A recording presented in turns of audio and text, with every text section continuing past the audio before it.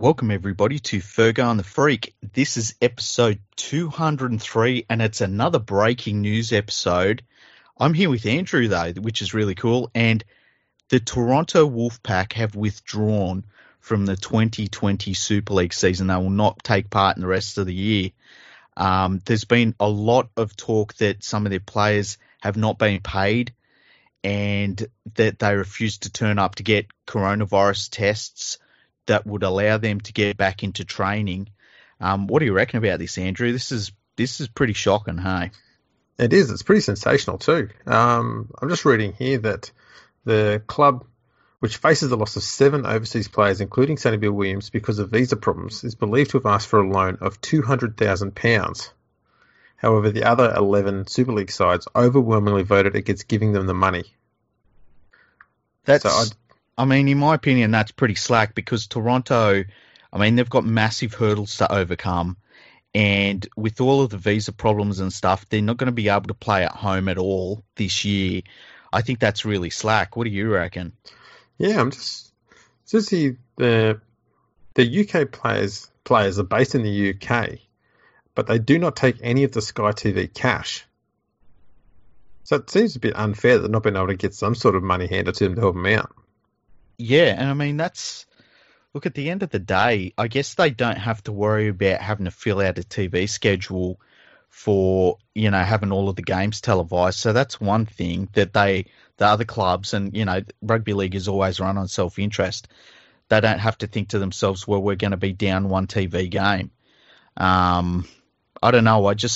I find that considering the terrible position that the Toronto Wolfpack are in, being an overseas club, being from North America, not being able to play at home, you would have thought that somebody in Super League would have had a little bit of sympathy for their situation. Yeah, especially given the market that they're getting into for the first time there. Yeah. But yeah, it looks like, I dare say, the English Super League is probably going to be more than happy to have them not playing this year. It makes you wonder if they'll be playing next year, though. Well, that's the thing. I'm pretty sure the RFL decided that there'd be no relegation this year, so I suppose it made Toronto's decision a bit easier because they're going to be there next year anyway if they're still in the competition. Yeah, you'd think so. I mean, you can see where it makes a lot of sense for them just to decide to not to participate. But, I mean, that's a lot of momentum to get back, and you would have to think that they're going to lose most of their quality players. They're definitely going to lose Sonny Bill Williams because I can't imagine they're going to pay him $5 million to sit on the sideline. I mean, that's got to void his career, not his career, his contract, surely. Yeah, it's a rough time for Super League. I'm surprised that they've decided they're going to try and get the season back going in August because with Toronto pulling out, I believe the other 11 clubs, if they haven't all done it yet, they're very close to it. Will all be doing, pay cuts for all their players this year. Mm. Yeah, they've done a deal, I think, with the players where they only get a percentage of their salary. I think they locked that in a couple of weeks ago because from memory, there were soccer players that were saying, well, we're not going to do that. No other sport's been asked to do that. And the Super League players were like, well, we did it for the good of the sport, so stop whinging. Yeah. So Salford and Wakefield agreed to pay cuts 2 days ago. And Castleford are pretty close to being the final club to come across and do it as well. Mm. So everyone's in there doing that. And it's a mess over there. It really is. I thought what they really should have looked at, instead of saying, look, we're going to have a Super League season, maybe have some sort of other competition. And I don't know what format it would have taken. I don't know how long it would have been. Could have just had the Challenge Cup. Yeah, something like that, or turn it into almost like what the Champions League is, where you have different groups and they play within themselves, and just because you've got a chance to do something really different. And I think it would have been better to have done something like that rather than to push ahead and try and have a full season. It's terrible news for Toronto. I don't know if this is going to be the end of the Toronto Wolfpack as we know them, but this feels so familiar with some of the expansion clubs they've had there in Super League before. I think of Wrexham, Celtic, Crusaders. Who else have we had over there? I mean, Paris Saint-Germain, the Yeah. London Broncos a couple of times. Like, it just happens again and again. You kind of get the feeling that the RFL has less loyalty towards those expansion teams. So that Yeah. they're not as interested in looking after them and helping them out. Mm. For lack of a better word, I guess.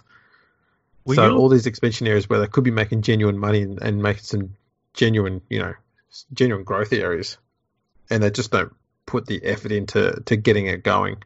No, they don't propagate them. And it's like they have this attitude of like, we've got our clubs here and you can join us, but you're really on your own at the end of the day. When push comes to shove, you're on your own. You've got to pay for all your own stuff. And if you need some help, we're not going to help you. And you look at the difference between what the NRL has done with the New Zealand Warriors, where they've bent over backwards to make sure the Warriors are in the NRL. And it's barely, it's working, but there's 4 players going home in a couple of weeks' time. And you look at that compared to what, they wouldn't give them £200,000. To me, that sounds ridiculous. For the long-term future of the Wolfpack and what they mean to the game. Yeah, it's not a big sum of money. No. I dare say the attitude might have been, they've got to be in our roads, and why can't he just pay it? Yeah, and he's called their bluff and said, we're not taking part. I think this is a disaster. I think it's a disaster for Super League. The other thing it says to any expansion clubs that want to go down the path the Wolfpack took, it says to them, look, we don't think all your time and effort is worth £200,000 at the end of the day if you need a bit of help. And it makes you wonder, like, if it was the Leeds Rhinos that needed £200,000, I bet they would get it. If it was Wigan, I bet they'd get it. There's plenty of clubs that would get that money, but the Toronto Wolfpack haven't been worth it according to the other Super League clubs. I find it gross, and I just think it's really sad for Super League, and it's really sad for the fans that they've got in Toronto. They've got a really good supporter base, which is sizable enough to be on a world scale of rugby league clubs. I mean, they were getting some crowds there that were, NRL clubs would have liked to have got some of their crowds at times. And I just find this really, really sad, and I hope it's not the end of the Wolfpack. I think the problem I got with it is it's pretty much saying to any expansion team, doesn't matter how good you are and how much money you've got, you will ultimately be on your own. Yeah. That's the wrong message to be sending for a competition that is still struggling to be, drawing in big money, which it should be doing. It's not closing the gap on the quality that's in the NRL.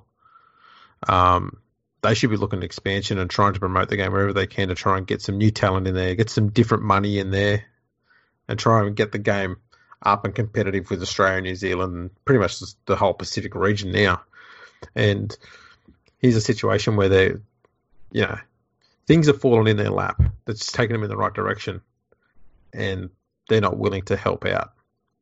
Yeah, a club in Toronto in North America that can on its own 2 feet stand and draw crowds of 10,000 people, and I just can't believe they would not value that enough to give them a cash injection. You would think that it would be of such a high importance to make sure that club survived, that it had everything necessary to get through this year and beyond.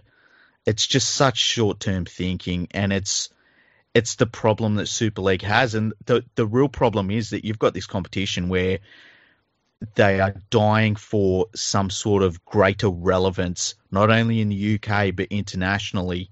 But as soon as they get a foot in the door, they're not willing to pony up the money to keep it going. I cannot believe that they would be so short-sighted. Can I hit you with a poser? Yeah, go for it. Should Toronto approach the NRL for money? You know what? I wonder if I feel like it's too far for them to travel. Say Toronto come to the NRL and said, we would like to compete in the New South Wales or Queensland Cup. it'd be interesting to see what they said because their costs would be so much lower. But the travel would be the thing. I'm saying don't join the NRL. Yeah. Just ask them for a cash loan to help them out. And maybe they can pay it back over time. Just a flat out loan. Just a flat out loan. It's interesting. It's worth a shot for them. I think so. Part of the deal could be you'll play a trial game. Could be in Canada, it could be over here, doesn't matter, who cares. Mm-hmm. But we want to see Toronto playing something in the NRL. So instead of the NRL doing something to help out already existing Super League teams, mm-hmm. they'll be helping out the Toronto Wolfpack. It could be the NRL's way to try and promote their game in America as well. Yeah, that's a good point. Like you could see a reciprocal deal done where they say, look, we'll give you a loan, but we want to play a pre-season game there, or even an international. Maybe they play a next year's World Cup. Maybe they play a warm-up game in Toronto or something like that, and they say this is part of the deal where we try and claw some of that money back. Yeah, exactly. Maybe that. What if? Okay, here's one for you. How about this? What if the Toronto Wolfpack go to the Sydney Roosters and say, we will sell you Sonny Bill Williams. He's not going to come over for $5 million, but we'll release him from his contract for $200,000. And so essentially the Roosters are paying for. So it would be like, it would almost be a transfer deal, but you don't.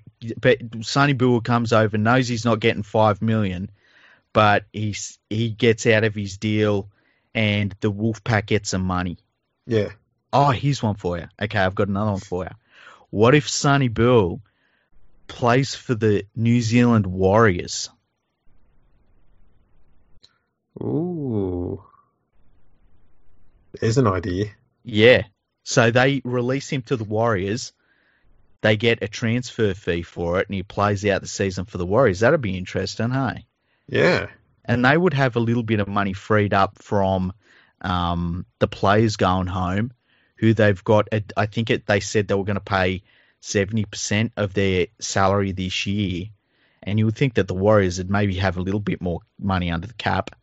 Maybe the NRL could slide that in for them in some sort of loan. You know how they've got the loan players? I'd even say that the NRL should just say, you know what, we will cough that up as a way of saying thank you to the Warriors for staying in Australia all these months. I'd be happy for that as an opposition fan. I'd have no problems with that at all. That's an idea and a half. Yeah. I think we've just solved it. I hope someone at the Toronto Wolfpack's listening. I do as well. Because that I'll tell you what, you brought up them getting the money out of the NRL somehow. That would be a really quick way to get a bunch of money really fast. I don't know where Sonny Bill Williams is based. I feel like he's based in Australia. I'm not too sure. I don't know. I thought he might have been in England, to be honest, but I'm not too sure. Yeah, I'm not sure either. It'd be interesting if he was over in New Zealand already. Yeah, well, if he was, he'd be able to fly over. I'd just be shocked. I would be really shocked if he was in England, and I'd be really shocked if he was in Toronto. Yeah, I've got a feeling he's probably in New Zealand. Yeah, I think that's where his family's based, isn't it? I honestly have no idea. Yeah, we'll have to get Danny Wilder on and ask him. Yeah, I'm sure he's. I can't say that. We can't get Danny Wilder on. We don't have cameras. Yeah, that's right. We need ear camera set up to get him on. We do. We do. Anyway, we thought we've just finished an episode not long ago, but this is breaking news. We thought we'd bring it to you as well. Sorry about all the episodes, but we know you enjoy it. So, thanks for listening. Go to fergunthefreak.com. Follow Andrew on Twitter at AndrewRLP. And follow me. I'm League Freak. And we will talk to you soon.